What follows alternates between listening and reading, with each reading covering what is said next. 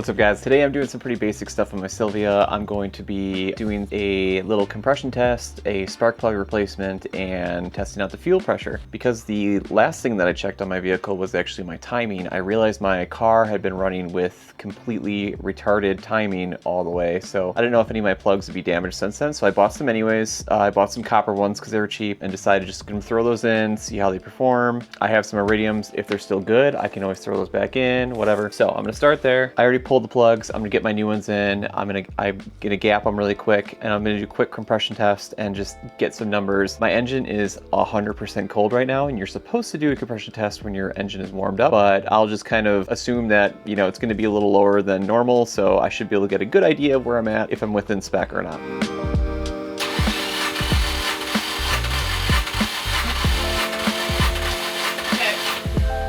All right, go ahead.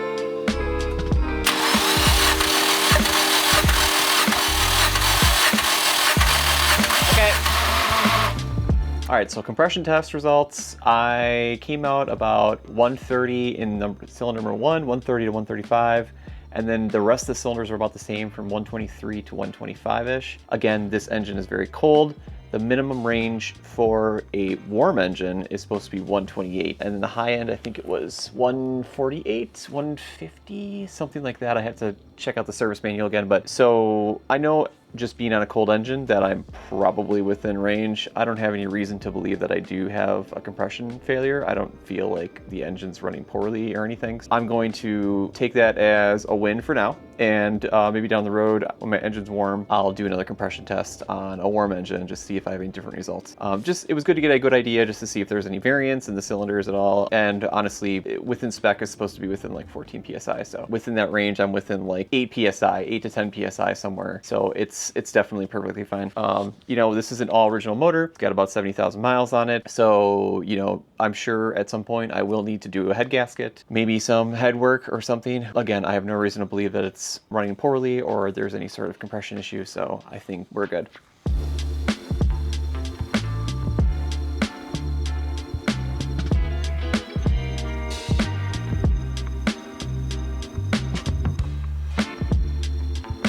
So I gapped these spark plugs and I'm gonna throw them right now, and then I'll move on to do a little quick fuel pressure test, and I'll show the steps on how to accomplish that.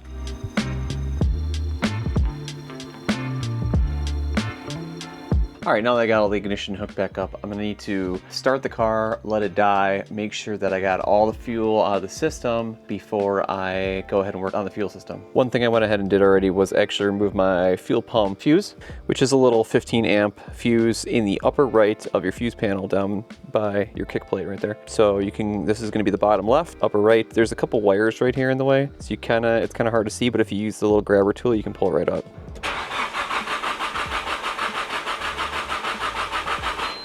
According to the factory service manual, what you want to do to test your fuel pressure is obviously first disconnect the fuel pump, the actual fuel pump fuse, so make sure there's no longer any fuel in the system, start your car, let it die, yada yada. So fuel pump pressure should be down to a minimum. What you want to do is actually tap into this line, which is where the fuel filter is, and this is the outlet line on the filter, which is going to the inlet of the fuel pressure regulator. So that is the line that they tell you to tap into within the service manual, so that's what I'm going to use. And to do that with the kit, what you want to use is this type of T-fitting, and then usually the hose that's supplied with the actual job. So we can really just disconnect one end of this line and then just kind of put this in the middle and reconnect it. And that should be enough to actually like get our gauge into the fuel system and actually take a reading. Now there's an interesting note with fuel pressure testing where there's two readings in the factory service manual which say with vacuum line or without. So with the vacuum line disconnected on the gauge, which is actually a line coming off of the gauge itself, with that line disconnected, we should be about 43 PSI.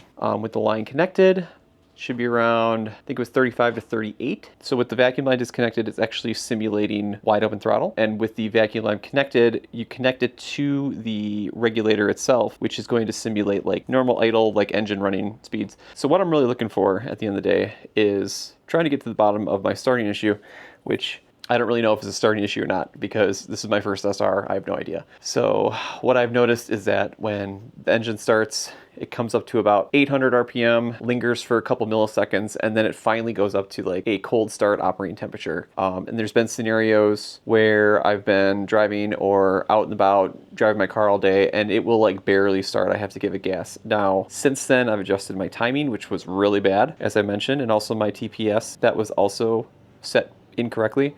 So I've had an overall improvement of the health of my engine, I think. On top of that, I just replaced the plugs, check compression. So there may be a lot of factors playing into this, but I am curious to see what kind of fuel pressure I'm getting when it's starting and make sure it's actually going up to what it should be doing and making sure that I don't have some sort of like lingering fuel pump issue that I'm not aware of. So I'm gonna get this T-fitting put in place and let's see how the results come out.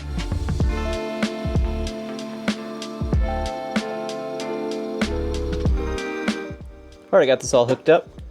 There's the gauge, it's a little digital one, so we just need to reconnect our fuel system and then make sure there's no leaks.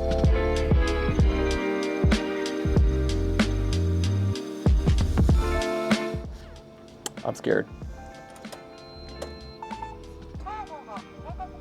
I don't hear any leaks. I smell fuel. Oh, we are leaking a little bit.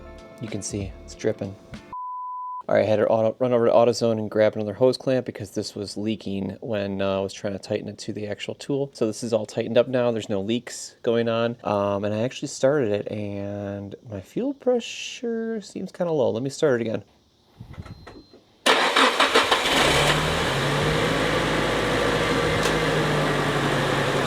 Shut it off again.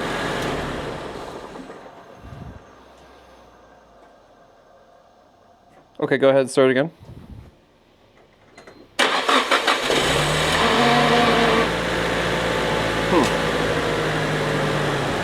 Okay, so based off the results, it looks like my fuel pressure is getting up to the 40-ish range, maybe going to 41.5, somewhere in there. It's not too far off from recommended spec. Yeah, I don't know if it's necessarily having any part of my idle issue, but just based off the results, you know, I think I'm gonna eventually end up just replacing my fuel pump anyways. I know a lot of people with S chassis do replace the stock fuel pump just because of power considerations in general. It just can't handle, you know, increasing boost pressure or anything. So injectors and fuel pumps, you know, some of the first things that people start replacing. And I am gonna get to the point where I want to squeeze a couple more PSI out of the turbo because I do have the HKS actuator kit where you can adjust the wastegate actuator rod and squeeze a couple more pounds of pressure out of the factory turbo without having to do any sort of tuning or anything like that. So yeah, fuel pump added to the list. I don't know if it's going to have an interesting change on my starting issue, but maybe it will. I'm really glad that I actually did that, measured it, got some hard numbers. I have some video of what's happening when I'm turning it on. So hopefully this helps out for anyone else that wants to do their own fuel pressure test. I will link everything that I used today in the description below. Feel free to shoot me any comments or questions if,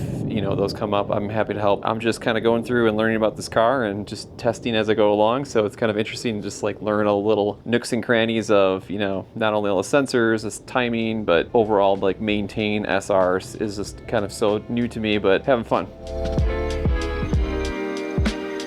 So I was just buttoning up everything and just cleaning up and getting this job done. And then I started after I hooked the fuel line back up, and man, this thing started like a champ. Let's see if we can do it again.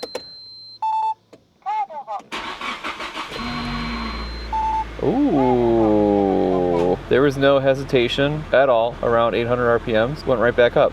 I would have to say that it's actually vastly improved than what it was. So between plugs, timing, TPS sensor, I don't think the TPS sensor has anything to do with the starting, but overall, like definitely improved than like last week. We're getting there. I think replacing the fuel pump, that might be a step in the right direction. Even just like overall fuel, rail, regulator, injectors, like all that stuff, you know, it's just leading towards a healthier version of the motor because a lot of this stuff is just, it's old. It's 25 years old and it gets tired and it gets worn out. So very cool to see progress. I mean, like I said before, this is a different freaking car the way it drives. So super cool. We'll call that some success today. Anyways, I'm gonna end this video. If you guys like what you're watching, please like, comment, and subscribe. And thank you for watching. I'll see you in the next one.